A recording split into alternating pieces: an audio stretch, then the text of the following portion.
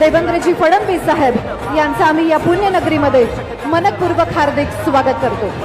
त्यासोबतच सोलापूरचे पालकमंत्री माननीय श्री जयकुमारजी गोरे साहेब यांचंही मनपूर्वक हार्दिक स्वागत आणि आमदार सचिन कल्याण शेट्टी साहेब यांचंही हार्दिक स्वागत। छत्रपती शिवाजी महाराजांच्या मूर्तीला आणि अक्कलकोटचे श्री स्वामी समर्थ महाराज यांच्या मूर्तीला नतमस्तक होऊन पुष्प अर्पण करून अभिवादन करून साहेबांचं आगमन मंचावर झालेलं आहे। टाळ्या जरा जोरदार झाल्या पाहिजेत। आपल्या लाडक्या बहिणींचे लाडके भाऊ माननीय श्री देवेंद्र फडणवीस साहेब यांचं आम्ही मनपूर्वक हार्दिक स्वागत करतो। मंचावर उपस्थित असलेले सर्व मान्यवर, विकास पर्वाचे साक्षीदार असलेले आपण सारेजण, आपल्या साऱ्यांचं आजच्या सोहळ्यामध्ये मनपूर्वक हार्दिक स्वागत। मी विनंती करते आजचे आपले लाडके मुख्यमंत्री माननीय श्री देवेंद्रजी फडणवीस साहेब यांचं स्वागत इथे संपन्न करावं। माननीय आमदार सचिनजी कल्याण शेट्टी साहेब यांना विनंती करते की आपण त्यांचं स्वागत इथे संपन्न करावं आणि सगळ्यांना विनंती, जरा टाळ्या जोरदार झाल्या पाहिजेत। भिऊ नको, मी तुझ्या पाठीशी आहे असा अभय मंत्र देणार आहे।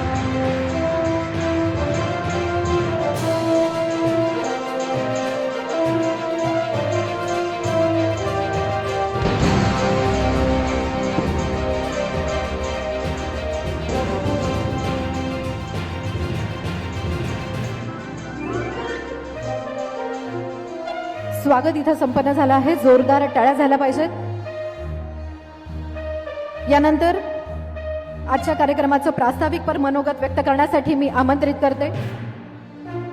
प्रास्ताविकपर मनोगत व्यक्त करण्यासाठी मी आमंत्रित करते पाणीदार आमदार, विकास पुरुष, सरपंच ते आमदार असा प्रवास ज्यांनी केला, लोकांमधून लोकसेवेचा ध्यास घेऊन आपल्या समोर उभे असलेले माननीय आमदार श्री सचिनजी कल्याण शेट्टी साहेब यांना आमंत्रित करते। जरा जोरदार टाळ्यांनी आपण त्यांना इथे बोलूयात। माननीय आमदार श्री सचिनजी कल्याण शेट्टी साहेब।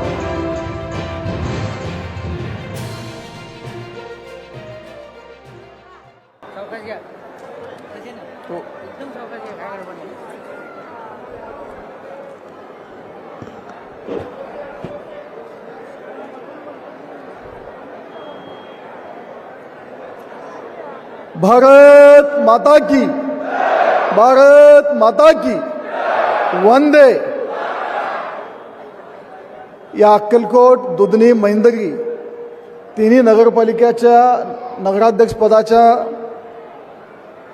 या निवडणुकीसाठी भारतीय जनता पार्टीच्या उमेदवारांच्या प्रचारासाठी आलेले राज्याचे आपले सगळ्यांचे लाडके मुख्यमंत्री, आपले सगळ्यांचे आधारस्तंभ, आपल्या सगळ्यांचे आशास्थान असले आमचे आदरणीय लाडके देवाभाऊ यांचं स्वामींच्या पुण्यभूमीत मी अक्कलकोटचा लोकसेवक म्हणून प्रथमतः स्वागत करतो। त्याच समवेत त्यांच्यासोबत आलेले या जिल्ह्याचे पालकत्व असले, खऱ्या अर्थाने ज्यांना पालक शब्द सार्थ ठरवला असे आमचे पालकमंत्री आदरणीय जयाभाऊ यांचंही या अक्कलकोट स्वामींच्या पुण्यभूमीत स्वागत करतो। मंचावर उपस्थित माजी खासदार डॉक्टर जयसिद्धेश्वर स्वामीजी, आदरणीय राजन मालक, जिल्हा अध्यक्ष आदरणीय शशिकांत नाना, मंचावरील सगळे मान्यवर, अक्कलकोट नगराध्यक्ष पदाचे उमेदवार मिलनदादा कल्याण शेट्टी, मैंदगी नगराध्यक्ष पदाचे उमेदवार अंजलीताई बाजारमठ आणि दुधनी नगराध्यक्ष पदाचे उमेदवार अतुलदादा मिळकुंदे, या ठिकाणी जमलेले अक्कलकोट, दुधनी, मैंदगी येथून आलेले सगळ्या माता भगिनी, सगळे आपले पक्षाचे पदाधिकारी, सगळे युवक बांधव, मी आदरणीय मुख्यमंत्री साहेबांना एक सांगू इच्छितो, आदरणीय भाऊ, ही अक्कलकोटची निवडणूक कशासाठी चालू आहे मला कळतच नाही। कारण अक्कलकोटच्या निवडणुकीत जर आपण राजकीय आत्ता परिस्थिती बघितलं, अक्कलकोटमध्ये काँग्रेस पूर्ण पॅनल नाही, आमचे महायुतीचा भाग असलेला शिंदे सेना त्यांचंही पूर्ण पॅनल नाही, दुधनीमध्ये फक्त शिवसेना लढते, काँग्रेस अर्धवट लढती आणि मैंदगीमध्ये तर भारतीय जनता पार्टी सोडून दुसरा कुठला पक्ष लढवतच नाही। म्हणजे ह्यांचे अक्कलकोटमध्ये धड दोन्ही पक्षाचं पॅनल पूर्ण झालं नाही, दुधनीमध्ये काँग्रेसचं नीट नाही। म्हणजे अशा परिस्थितीमध्ये केवळ विरोधाला विरोध म्हणून हे राजकारण सुरू आहे। मला विरोधकांना माझं आवाहन आहे ह्या निवडणुकीत माझ्यावर वैयक्तिक टीका टिप्पणी करण्यापेक्षा तुम्ही ह्या निवडणुकीत काय केलात, तुम्ही एवढं वर्ष सत्तेत होता त्याचा जर लेखाजोखा मांडला ना, खऱ्या अर्थाने जनता विचार करेल. आज साहेब तुम्ही अक्कलकोटला आलात, मागच्या वेळी भाषण केलं, तुम्ही सगळे आकडेवारी जाहीर करत होता. मी सांगत होतो पाणी पुरवठ्याला एवढे पैसे द्या, रस्त्याला एवढे पैसे द्या, मल्लिकार्जुन मंदिरासाठी एवढे पैसे द्या, तीर्थक्षेत्र विकास आराखड्यासाठी पैसे द्या, उजनीच्या पाण्यासाठी एवढे पैसे द्या. साहेब मी सांगत होतो, मी झाल्यावर तुम्ही सगळे मंजूर मंजूर मंजूर सांगत होता. लोकांनाही वाटत होतं एवढे पैसे देणं कधी शक्य आहे का. पण माननीय देवाभाऊंनी या अक्कलकोटच्या विकासासाठी करून दाखवलं. स्वातंत्र्याच्या 75मध्ये एवढे पैसे एवढा विकास कुणी करू शकला नाही, तेवढं आदरणीय मुख्यमंत्री साहेबांनी केलं. विरोधकांचं एकच आहे, जरी शिवसेना सत्तेतील आमचा घटक पक्ष असेल, निवडणुकीत स्वार्थासाठी शिवसेनेत आले आणि केलेली सगळे विकास कामं आमच्या नेत्यांनी केलं म्हणून सांगत बसले. माझ्या महायुतीतल्या नेत्याबद्दल कोणाचा आक्षेप नाही, पण हे स्वार्थासाठी इथं आलेली लोक आहेत. मला आदरणीय मुख्यमंत्री साहेबांना सांगू इच्छितो, ही निवडणूक पूर्ण ताकदीने तिन्ही नगरपालिका लढतोय. या जिल्ह्याचे आपले लाडके पालकमंत्री आदरणीय जयभाऊ, त्यांचं किती आभार मानायला पाहिजे तेवढं कमी आहे. खऱ्या अर्थानं पालकत्व हा शब्द त्यांनी त्या शब्दाला साजेसं काम केलं. भाऊ विकासाचा निधी असेल, बाकी राजकीय रणनीतीमध्ये जे जे पाठबळ देता येतं ते सगळं जयाभाऊने आम्हाला दिलं. तुमच्यासोबत तुम्ही जेवढं केलं तेवढं जयाभाऊनी इथं आम्हाला ताकद दिली आणि आम्ही निवडणूक ताकदीनं लढवतोय. मी जास्त बोलत नाही, कारण या जनतेने तुमचं काम जमिनीवर बघितलेलं आहे.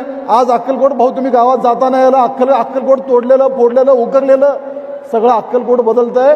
ह्या बदलत्या अक्कलकोटचे विश्वकर्मा माननीय देवेंद्र फडणवीस साहेब आहेत. तुमच्यामुळं या स्वामींच्या भूमीला आकार यायला लागले. स्वामींच्या भूमीला राज्यातील जी जनता येत आहे ती ही कामं बघून सुखावत आहे. दुधनीमध्ये मोठ्या प्रमाणात कामं केली, महेंदगीमध्ये मोठ्या प्रमाणात केली. मी भाऊ तुम्हाला आश्वस्त करू इच्छितो, शेवटी एवढे सांगू इच्छितो, तुमच्या नेतृत्वाखाली ही जी निवडणूक आम्ही लढवत आहोत, मागच्या वेळी 3 नगरपालिकापैकी 2 जिंकलो होतो. ह्यावेळी अक्कलकोट, महेंदगी आणि दुधनी तिन्ही नगरपालिकेवर भारतीय जनता पार्टीचा झेंडा आम्ही फडकून दाखवू एवढं आश्वस्त करतो. तिन्ही उमेदवार मिलन कल्याण शेट्टी युवक आहेत, आमच्या अंजलीताई, त्यांचं घराघरात त्या महेंदगीमध्ये संपर्क आहे. अतुल मेळकुंदे साहेब खूप संघर्षातून उभा झालेला कार्यकर्ता आहे. साहेब आपल्याला एकच गोष्ट सांगू इच्छितो, अतुल मेळकुंदे दुधनीला एक सामान्य कार्यकर्ता, विरोधकांनी त्याच्यावर आमचे दुधनी APMCचे चेअरमन येत आहेत, ह्या दोघांवर हल्ला केला. दोघंही मेले म्हणून सोडून गेले होते, पण परमेश्वरांनी त्यांचा श्वास जिवंत ठेवला. एकटा मार्केट कमिटी सभापती झालाय, दुसरा आता नगराध्यक्ष होणार आहे. साहेब या स्वामींच्या पुण्यभूमीत तुम्ही पुन्हा जेव्हा याल तेव्हा तिन्ही नगराध्यक्ष तुमच्यासोबत व्यासपीठावर बसवायचं एवढं हमी देऊन पुन्हा एकदा आलेल्या जनतेचा आभार मानून मी माझे 2 शब्द थांबवतो. धन्यवाद. जय हिंद, जय महाराष्ट्र. खूप खूप मनापासून धन्यवाद साहेब. आणि यानंतर शहराच्या विकासाची नवी दिशा आणि विजयी मंत्र ऐकण्यासाठी आपण सारेजण उत्सुक आहात, ज्यांच्या शब्दातून आपल्याला नवी ऊर्जा मिळणार आहे. महाराष्ट्राचे माननीय मुख्यमंत्री, दूरदृष्टीचे आणि कृतिशील असे नेतृत्व असलेले आमचे मार्गदर्शक आदरणीय श्री देवेंद्र साहेब फडणवीस, मी यांना आमंत्रित करते, विनंती करते की त्यांनी त्यांच्या मनोगतातून आपल्या सभेला उपस्थित जनसागराला संबोधित करावं. जरा जोरदार टाळ्याने आपण आमंत्रित करूयात आपल्या महाराष्ट्राचे लाडके व्यक्तिमत्व, लाडके मुख्यमंत्री माननीय श्री देवेंद्र फडणवीस साहेब. जरा टाळ्या जोरदार झाल्या पाहिजेत, खास करून बहिणींचे लाडके माननीय श्री देवेंद्र फडणवीस साहेब.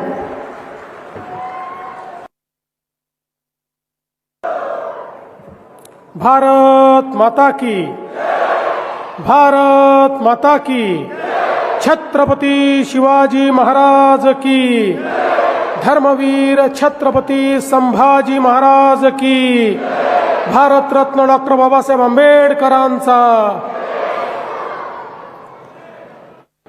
हिंदवी स्वराज्याचे सरसंस्थापक छत्रपती शिवरायांच्या चरणी मानाचा मुजरा करतो.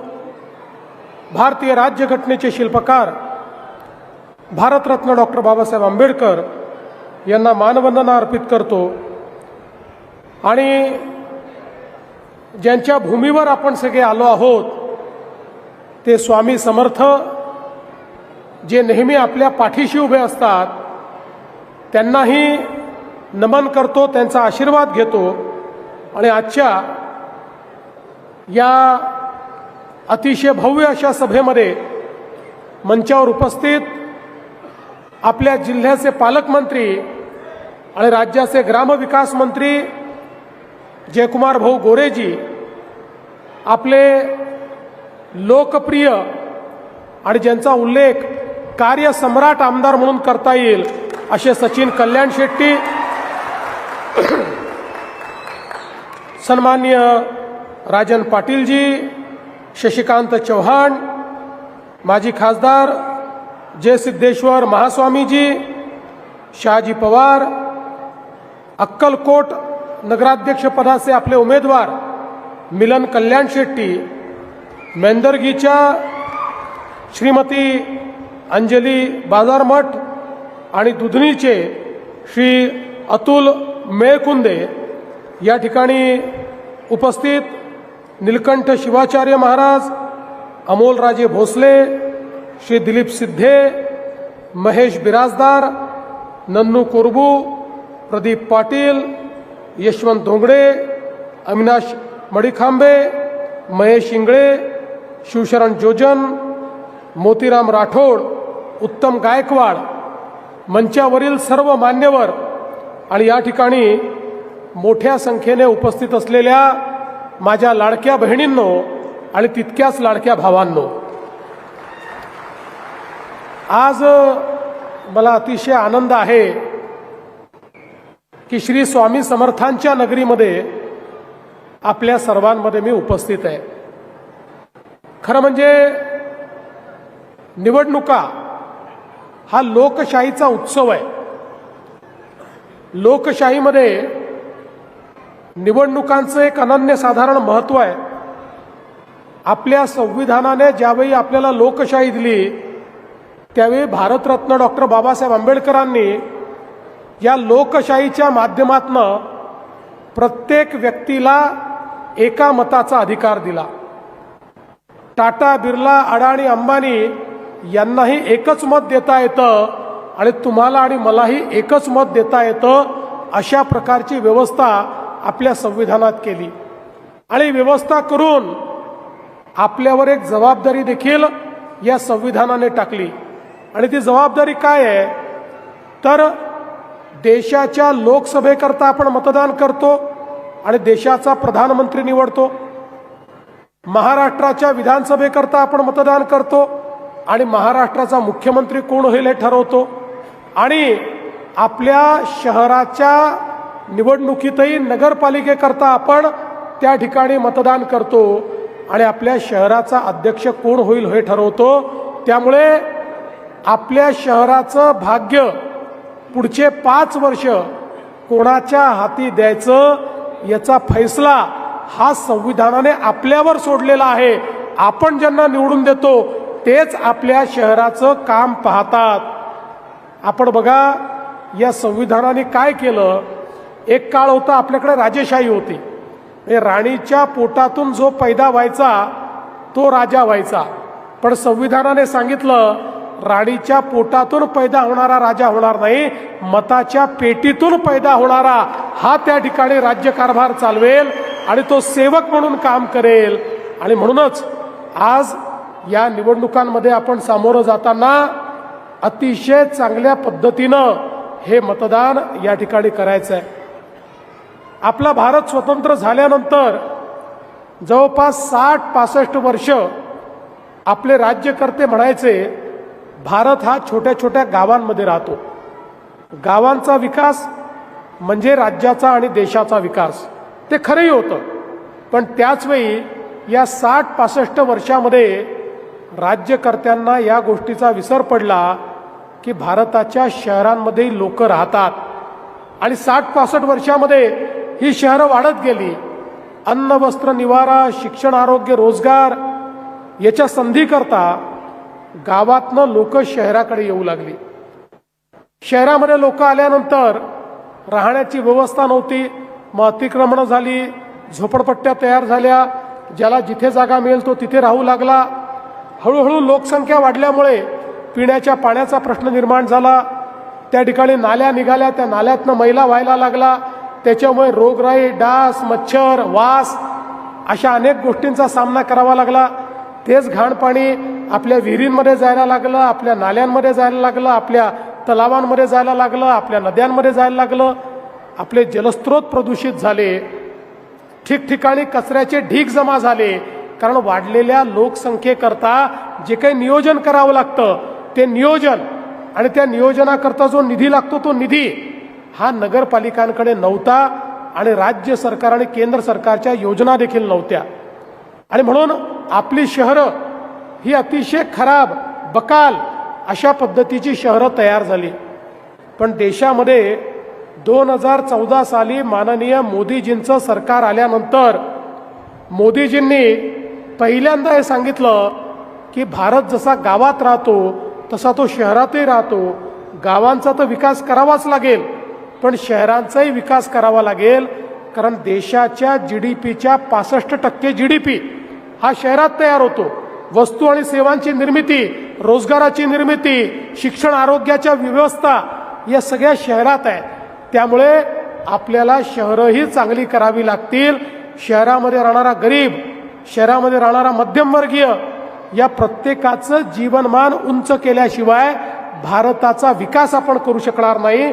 आणि म्हणून पहिल्यांदा देशाच्या इतिहासामध्ये माननीय मोदीजींनी लाखो कोटी रुपये हे शहर विकासांकरता, स्मार्ट सिटीची योजना, अटल अमृत शहराची योजना, स्वच्छ भारत शहरांची योजना, प्रधानमंत्री आवास शहरी योजना अशा अनेक योजना सुरू केल्या. आणि शहरातलं जीवनमान बदललं पाहिजे याकरता मोठ्या प्रमाणात प्रयत्न सुरू केला. 2014 ते 19 आपलं सरकार होतं. त्या सरकारच्या काळामध्ये केंद्र सरकार आणि राज्य सरकार मिळून खूप मोठ्या प्रमाणात आपण निधी देणं सुरू केलं आणि त्यातनंही एक परिवर्तन करण्याचा प्रयत्न हा आपण त्या ठिकाणी सुरू केला. पण मला एक गोष्ट निश्चितपणे या ठिकाणी सांगायची आहे की जेव्हापासनं आपले सचिन कल्याण शेट्टी हे आपले आमदार झाले तेव्हापासनं मात्र अक्कलकोट असो, दुधनी असो, मैंदर्गी असो इथल्या विकास कामांना खूप मोठ्या प्रमाणात चालना मिळाली आणि मोठी कामं ही या ठिकाणी व्हायला लागली. आज आपण बघा, महाराष्ट्राचा विचार केला, महाराष्ट्राची अर्धी जनता 6.5 कोटी लोक 40,000 गावांमध्ये राहतात आणि तेवढेच 6.5 कोटी लोक अक्कलकोट सारख्या 400 शहरांमध्ये राहतात. 40,000 गावांमध्ये अर्धे लोक आणि 400 शहरांमध्ये अर्धे लोक. या 400 शहरांमध्ये राहणाऱ्या लोकांच्या जीवनामध्ये आपल्याला परिवर्तन घडवायचं आहे. आणि म्हणूनच आपल्या सरकारने नुकताच 2 महिन्यापूर्वी एक चांगला निर्णय केला. कारण आमच्या लक्षात आलं, प्रधानमंत्री आवास योजनेत मोदीजींनी शहरामध्ये राहणाऱ्या बेघरांकरता, कच्च्या घरात राहणाऱ्या, झोपडपट्टीत राहणाऱ्या प्रत्येकाला त्या ठिकाणी घर मिळालं पाहिजे म्हणून आपल्याला पैसा दिला. पण लक्षात आलं, हा पैसा जरी मिळाला तरी लोकांना घर मिळत नाही. याचं कारण त्या ठिकाणी लोक अतिक्रमण करून बसले आहेत आणि त्यांच्या मालकीची जमीन नसल्यामुळे जमिनीचा पट्टा त्यांच्याकडे नाही, म्हणून त्यांना घर मिळत नाही. मग आपण निर्णय केला आणि 2 महिन्यापूर्वी राज्य सरकारने एक निर्णय घेतलाय, सगळ्या प्रकारची रहिवासी अतिक्रमणं ही आता आपण पूर्णपणे मंजूर करणार आहोत आणि त्यांना त्यांच्या मालकीचा पट्टा हा आपण देणार आहोत नियमित करून. आणि ती नियमित झाल्यानंतर आपल्या नगरपालिकेच्या माध्यमातून 2.5 लाख रुपये घर बांधण्याकरता देखील त्यांना देणार आहोत. पुढच्या काळामध्ये कोणालाही आपल्याला बेघर ठेवायचं नाही, अशा प्रकारचं नियोजन आपण करतो आहोत.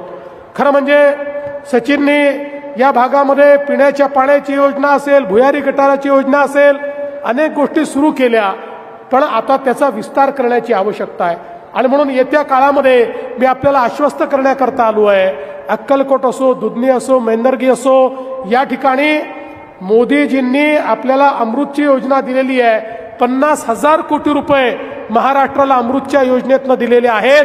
त्यामुळे वाढीव पाणी पुरवठा किंवा भुयारी गटाराची योजना किंवा ज्या ठिकाणी कुठे कमतरता उरली आहे त्याही ठिकाणी या योजना करण्याकरता निधीची कमतरता आपण पडू देणार नाही. मागच्या काळात सचिननी 2-3 योजनांचं भूमिपूजन ऑलरेडी केलं आहे. त्या योजना 60-70% पूर्णही झालेल्या आहेत. पण आता शहर जसं वाढत आहे तसं वाढीव योजना देखील आपल्याला तयार करावी लागणार आहे. त्यामुळे अशा प्रकारची वाढीव योजना ही देखील आपण या माध्यमातून करावी आणि शहर चांगलं करण्याचा प्रयत्न आपण करावा. मला आठवतं इथलं बस स्टँड सचिनच्या प्रयत्नातून त्या बस स्टँडला आपण 23 कोटी रुपये दिले. 75% काम आता त्या ठिकाणी पूर्ण झालेलं आहे. आणि त्यासोबत स्वामी समर्थांचं इतकं महत्त्वाचं शक्तिपीठ या ठिकाणी आहे. देशभरातनं लोक येतात. त्याचा 369 कोटी रुपयाचा आराखडा आपण मंजूर केला. त्याला आता आपण निधी देतोय. पण सचिनने मला सांगितलं की आता तो आराखडा रिवाईज करण्याची आवश्यकता आहे. पुढच्या काळामध्ये 500 कोटी रुपयाचा आराखडा तयार होणार आहे. त्या आराखड्याला पूर्ण या ठिकाणी मदत आपण करणार आहोत. मागे मल्लिकार्जुन मंदिराचं देखील आपण भूमिपूजन केलं. 75% काम तिथलं देखील पूर्ण झालेलं आहे. अमृतमधनं 75 कोटी रुपये पाणी पुरवठा योजनेला आपण दिले आहेत. पुढच्या 3 महिन्यामध्ये त्याचंही काम या ठिकाणी पूर्ण होणार आहे. 114 कोटी रुपयाची रस्त्यांची कामं या ठिकाणी चाललेली आहेत. ड्रेनेजची 168 कोटी रुपयाची कामं या ठिकाणी चालली आहेत. उपजिल्हा रुग्णालयाचा प्रस्ताव आमच्याकडे आलेला आहे. तेही काम आपण पूर्ण करणार आहोत. तालुका न्यायालयाकरता 60 कोटी रुपये आपण दिले आहेत. उत्तर दक्षिण पोलीस स्टेशनला आपण त्या ठिकाणी पैसे दिलेले आहेत. राजेसाहेब निर्मित तलावाच्या संवर्धनाकरता त्या ठिकाणी आपण निधी उपलब्ध करून दिला आहे. आणि त्यासोबत वेगवेगळे जे आपले मार्ग आहेत त्या मार्गांच्या सुधारणेकरता जवळपास 286 कोटी रुपये हे आपण दिलेले आहेत. देगाव एक्सप्रेस कॅनलला 350 कोटी रुपये आपण दिलेले आहेत. मोठ्या प्रमाणात जे आपण मागितलं त्या सगळ्या गोष्टी या ठिकाणी देण्याचं काम आपण केलं आहे. पण तरी देखील मी आज आपल्याला हेच आश्वस्त करण्याकरता आलो आहे की या निवडणुकीमध्ये या 3ही शहरांमध्ये तुम्ही भारतीय जनता पक्षाची सत्ता आणल्यानंतर या 3ही शहरांना मी काही कमी पडू देणार नाही. इतक्या मोठ्या प्रमाणात आपण निधी देऊ. आपल्याला हे सगळं शहर जे आहे हे उत्तम करायचं आहे. चांगले रस्ते, चांगली उद्यानं, चांगली मैदानं, या ठिकाणी भुयारी गटर, या ठिकाणी प्रत्येक घरात नळातनं पाणी, या सगळ्या गोष्टी आपल्याला करण्याकरता एक उपकरण म्हणून या ज्या आपल्या नगरपालिका आहेत त्या नगरपालिकांचा उपयोग हा आपल्याला करायचा आहे. खरं म्हणजे आपल्याला माहिती आहे की येत्या काळामध्ये अनेक गोष्टी आपण करणार आहोत. दुधनीमध्ये तर आता बऱ्याच काळानंतर ही निवडणूक होते आणि मला विश्वास आहे कारण मागच्या वेळी मला असं वाटतं आपल्याला तिथे बहुमत मिळालं होतं पण नगराध्यक्ष फक्त आपले नाही नगराध्यक्ष होता आपलं बहुमत नव्हतं. हा नगराध्यक्ष आपले होते बहुमत आपलं नव्हतं. त्यामुळे काम करताना अडचण झाली. त्यामुळे आता दुधनीच्या लोकांना माझी विनंती आहे नगराध्यक्षही द्या आणि पूर्ण बहुमतही द्या. मग दुधनी आम्ही पूर्णपणे बदलवतो कारण आपल्याला माहिती आहे की कुरनूर धरणातनं पाणी देण्याकरता दुधनीला 47 कोटी रुपये आपण दिले आहेत. अंतिम टप्प्यात काम आहे. 3 महिन्यात ते काम देखील पूर्ण होईल. उडानपुलाकरता देखील केंद्र सरकारच्या माध्यमातून 100 कोटी दिले आहेत. रेल्वे स्टेशन करता 50 कोटी. असे अनेक म्हणजे मी सगळं सांगत बसलो तर भरपूर वेळ या ठिकाणी जाईल. मैंदर्गीमध्ये पहिल्यांदाच आपण आपल्या चिन्हावर त्या ठिकाणी निवडणूक लढतो आहोत आणि मला हे माहिती आहे की तसं मागच्या वेळेस लढलो होतो याही वेळेस आपण लढतो आहोत आणि जवळपास तिथेही पाणी पुरवठ्याकरता 27 कोटी रुपये हे आपण दिलेले आहेत. माझी आपल्या सर्वांना विनंती आहे की या निवडणुकीच्या निमित्ताने एक सकारात्मक अजेंडा घेऊन आम्ही आपल्यामध्ये आलो आहोत. मी बघा माझ्या भाषणामध्ये कोणावर टीका करत नाही, कुठल्या पक्षाला उणंदुणं बोलत नाही, कुठल्या उमेदवाराला उणंदुणं बोलत नाही. कारण अशा प्रकारे उणंदुणं बोलण्याची वेळ त्यांच्यावर असते ज्यांच्याकडे काही कार्यक्रम नसतो. माझ्याकडे विकासाचा कार्यक्रम आहे. भारतीय जनता पार्टीकडे एक विकासाची ब्ल्यूप्रिंट आहे. शहरं कशी बदलली पाहिजेत या संदर्भात आपल्याकडे एक विचार आहे आणि ती शहरं बदलायची असतील तर जसं मी सांगितलं लाखो कोटी रुपये मोदीजींच्या माध्यमातनं आणि भाजपच्या सरकारच्या माध्यमातनं आपल्यापर्यंत येणार. पण त्या ठिकाणी जर नगरपालिकेमध्ये भाजपचा अध्यक्ष नसेल तर त्या ठिकाणी त्या पैशाचं काय होईल हे आपण सांगू शकत नाही. कदाचित त्या ठिकाणी हे पैसे मुरले जातील आणि तुमची विकास कामं तुमच्यापर्यंत पोहोचणार नाही.